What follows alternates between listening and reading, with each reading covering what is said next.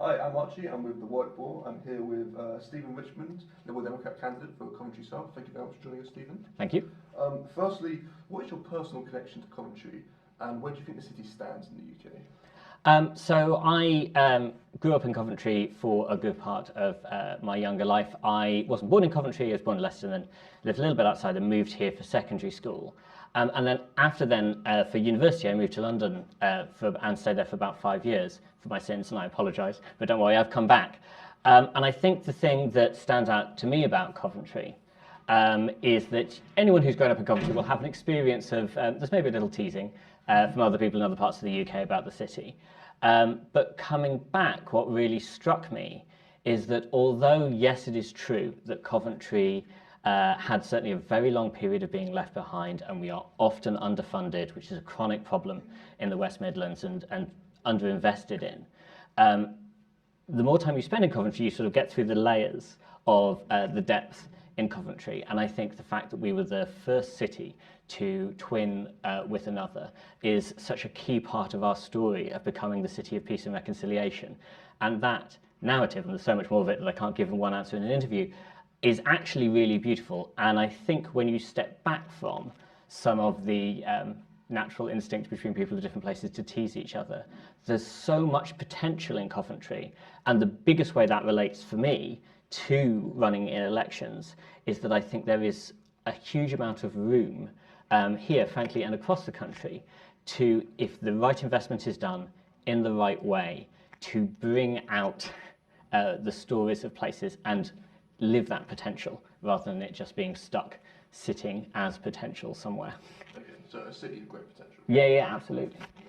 A big issue for students and much of the local population of Coventry is the cost of living crisis. Food prices are on the rise alongside rent. How do you combat this and support students and locals in these difficult times? So this is a complex problem that the party has a series of economic policies that we would want to deal with. The hardest part is that, frankly, the Conservative government has just made inept choices, and there's no other word for it. They have failed to understand that when you don't build the foundation of an economy correctly, then you can say all you like, oh, but look how efficiently we're doing X, Y, or Z. It doesn't matter if you've broken the foundation, because nothing can be built on top of it. And the result of that is that our wages aren't able to keep up if prices go up. It means that supply chains are broken. It means businesses are hesitant to invest here. So look, part of this is, as my party's been saying for a long time, getting back into the single market would make an enormous difference. It would really help, because those are unnecessary costs that can just cease existing. And if you can get a cost that just goes away and no longer exists, everything gets cheaper. But it's more than that. We also need to invest in those basic services, and building that foundation will make it viable for Britain's economy to get moving. Great, thank you very much. In 2022, the police reported a record number of sexual assaults in Coventry. What do you believe needs to be done to reduce the number of sexual assaults in Coventry, and how would you combat it? Again, I think it's important to give a layered answer in that I think if you just take one approach to this, you will fail. You have to put the things together. There's lots of policy like that, and I think this is an area where it is particularly true. The top line thing that stands out is that obviously the fact that it is incredibly difficult to get the police available to help you, that it's difficult to get the court system working quickly and efficiently. Those are huge barriers that relate clearly to any crime, and certainly relate to this one. However, underneath that, I think it's really important to talk in this specific area about the fact that when you have people who are more stressed and facing more desperation, this sort of crime tends to go up. When you have a situation where, and sometimes it's not about finance that people can't leave a situation, but sometimes it is. And if people are in situations where they can't walk away, then that's not going to solve every situation if you give people that opportunity, because some people just can't. But we can do a huge amount to help people walk away. both financially and then in other services, which brings me to the final point, which I think is the social services aspect of it.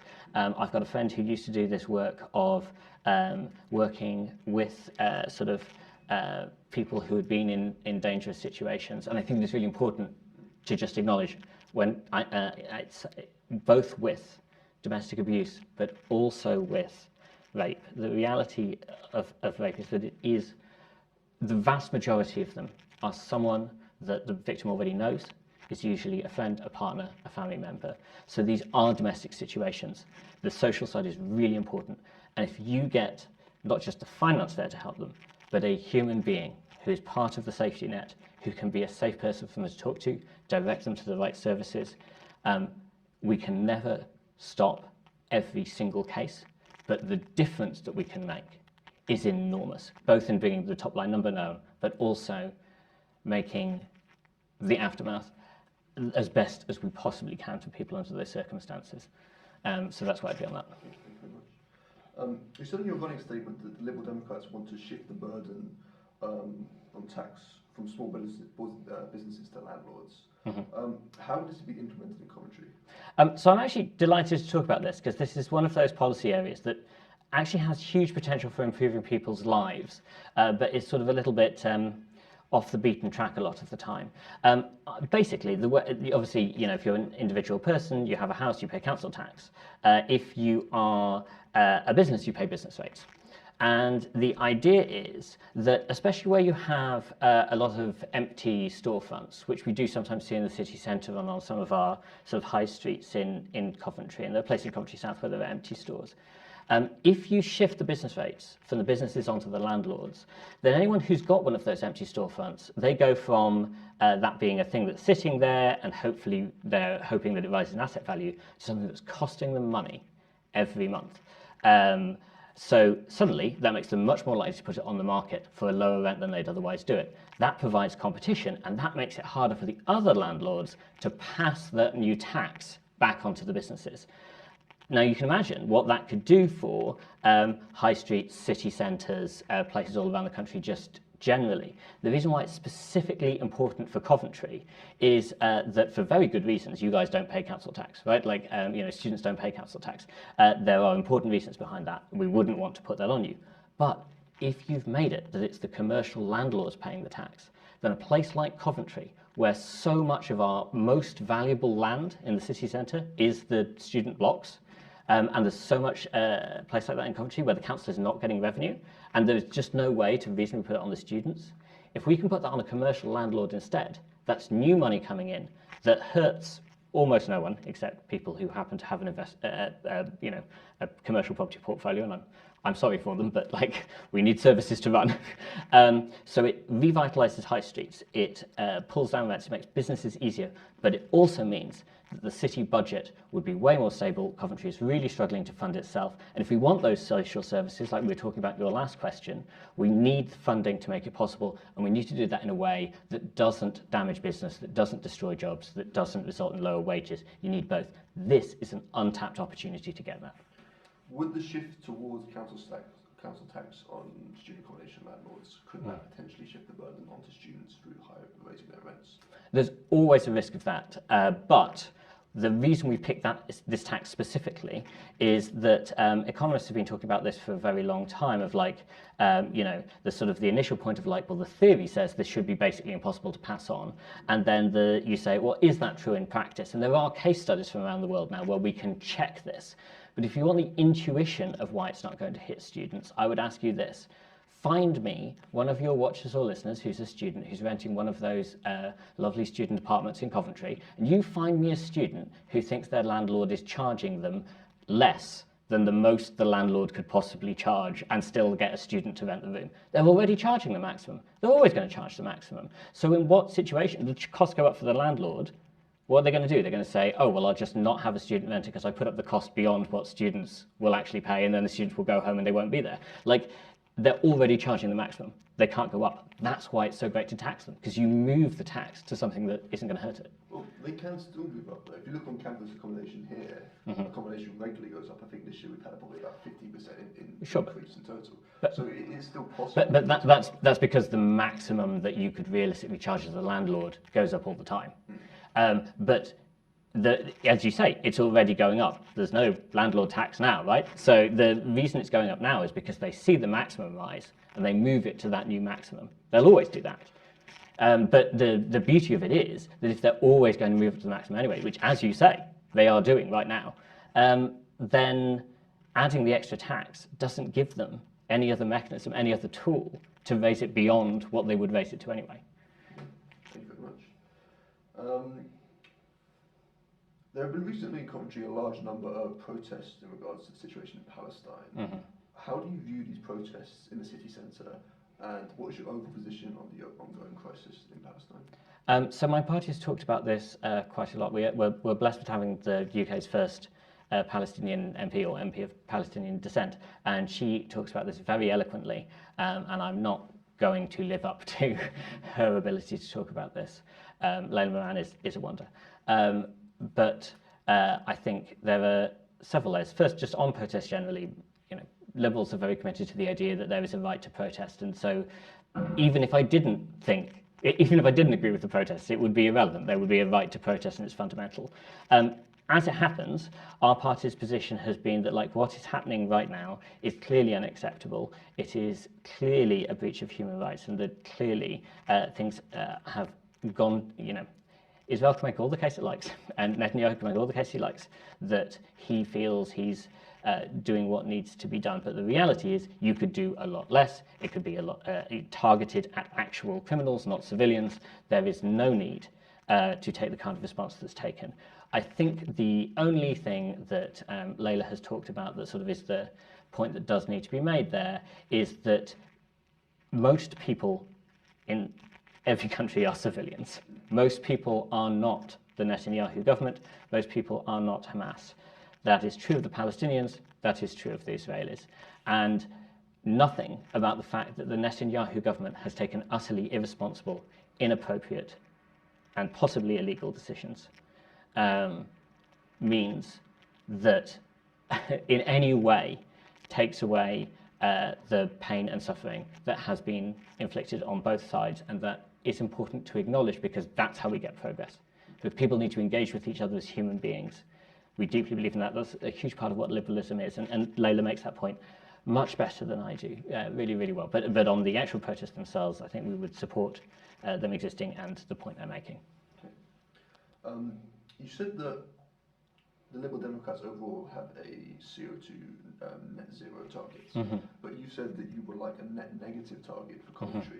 How would you go about achieving that locally? So to be clear, I would be pushing for that nationally. Nationally. Yeah. So this is my own thing. This is not the party's policy. This is a step I'm taking my own. I'm arguing that I would like to use the fact that one of the best parts of being a general election candidate, right, or a local election candidate for that matter, is the moment you are a candidate for something, it puts you in a position to push further, to push for stuff, to try and achieve things. And you can write letters and you can lobby. And that sometimes does as much as anything else. So what I want to use this moment for is to say, well, we successfully got this net zero target, and it's been good but imperfect, right? There's still problems with it, but we have got CO2 emissions down in the UK. But the reality is that countries like the UK started large-scale CO2 emissions a lot earlier than many other countries around the world. The Indian government, for example, has talked about how frustrated they are that, and the Chinese government has talked about this too, like lots of countries in the world have talked about this, that it seems so frustrating that places like the UK, the US, we've had large-scale emissions much earlier. And to an extent, I think a really good way of moving that forward would be to say, well, if we go below zero, if we start talking about how we're going to pull some of that CO2 out of the atmosphere, that can be planting trees. If there are technological solutions, companies are welcome to offer them if they can find a way of doing it cheaply. But ultimately, it's mostly going to be about things like maintaining peat bogs and things like that, and putting in trees. If we can do that, that can provide new technologies, new jobs, new opportunities, new technologies that can be part of the Green Revolution, and that's really powerful for the UK, that provides value for us. But it also does something to say that we recognise that we got this benefit that we are now asking others not to have. And it is a scary thing as a general election candidate to talk about people who aren't your voters. But I do think that we owe that debt to the world, and the appropriate thing is to decide to repay it. Okay. In 2019 general election, you came third in Coventry South. Mm-hmm. 5 years later, what has changed with you and the overall situation of the United Kingdom that constituents should break with the two-party system and vote for the Liberal Democrats and yourself for their member of parliament? So I think a really good place to look at is the local elections that just happened, where actually in terms of sort of councillors won across England, we pushed the Conservative Party into third place nationally. And I think that's really exciting, because I think what that says is that there is a recognition among voters that this government is fundamentally a failure, that the Conservative Party fundamentally cannot deliver either on the things that it's never considered important and never said are important, but even on the things that it says are important and it claims are its core abilities. They're terrible at them. They're terrible on the economy. The Conservatives are useless at economics. We should just say that. And I think once you say that, and I think that mood is starting to come in, it is very difficult in somewhere like Coventry to shift out of the two-party system. I agree with you. But this moment where we get to say that the Conservatives are falling apart so dramatically, is this not a good moment for a whole bunch of voters who maybe have stuck generally, haven't tried to go too far outside the box before? Maybe this is an opportunity to say, well, adding an extra voice, the Liberal Democrats can really be valuable. And the last point on that I think does stand is that the Labour Party is a political party, and if it is given too much power, then just like any political party wearing any colour rosette, they will make mistakes. Any party will, they do all the time. And because they are fundamentally human beings. And the way we need to deal with that is we need to hold political parties to account. There needs to be an effective opposition. And I would ask you and anyone watching, can you, for a nanosecond, imagine that the Conservative Party is going to be an effective opposition dealing with meaningful, substantive issues after the general election, or are they going to fall apart and be ridiculous? They're obviously going to fall apart and be ridiculous. What we can provide is the same thing we provided during the Blair years, when there was that huge Blair majority, of holding Labour to account, even with that huge majority. The classic example of this is civil partnerships for gay couples were put through by, as it happens, our current leader, using the exact mechanisms that we used then to push Labour and hold them to account and force them to take positions and get stuff done when they weren't achieving what they needed to achieve. That's something that Liberal Democrats can offer. I think that's really valuable, and I think the idea that the Conservatives could provide that is literally laughable. So would you say the majority of your voters will come from disillusioned Conservatives then, as opposed to the Labour Party?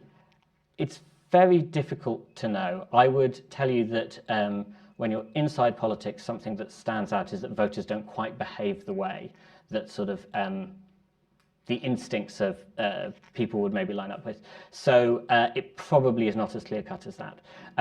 I think that this is the best opportunity for picking up disaffected Conservative voters for a very long time. I think that doesn't quite change the fact that, realistically, let's be honest, politically my party is clearly closer to Labour at the moment. And in terms of policies, that's where we are. And I think we're clearly a progressive party with the policies that we're putting forward. So we do often get Labour voters. And I think it is very difficult to know whether we might just get as many Labour voters as Tory voters. But the answer to your question is probably yes. But I would be hesitant about seeing people that way. You can't squish them down. Human beings are too complicated. And finally, what is the biggest issue facing Coventry, and what will you do to tackle that issue? Underinvestment. So look, there have been changes where there have been times when the city has got investment, but over the long run, there is not a consistent belief in the idea that things must be invested in and a consistent source of funding, which is why the other thing I'll be pushing for, and again, this is off my own bat, this is an attempt to change party policy for my own and other parties and nationally, is that one of the things that other countries do to solve this is they have national investment banks. And what those do is they're not attached to the Treasury, which is concerned with do taxes and spending balance over the 12-month period, and instead it would be attached to the Bank of England, who takes a completely different job. Their job is to say, what is the long-run prospect? And when you do stuff like that, it would allow places like Coventry, which might be bypassed by the normal political process, to apply on sort of logical, coherent grounds for funding for specific things, and that would allow us to pull that money in and get the city really moving, not just in the times where the government has decided, yes, we're going to invest today, but every year, every day, every time. That's my solution to that problem. Stephen, thank you very much for joining us today. Thank you. Lovely meeting you.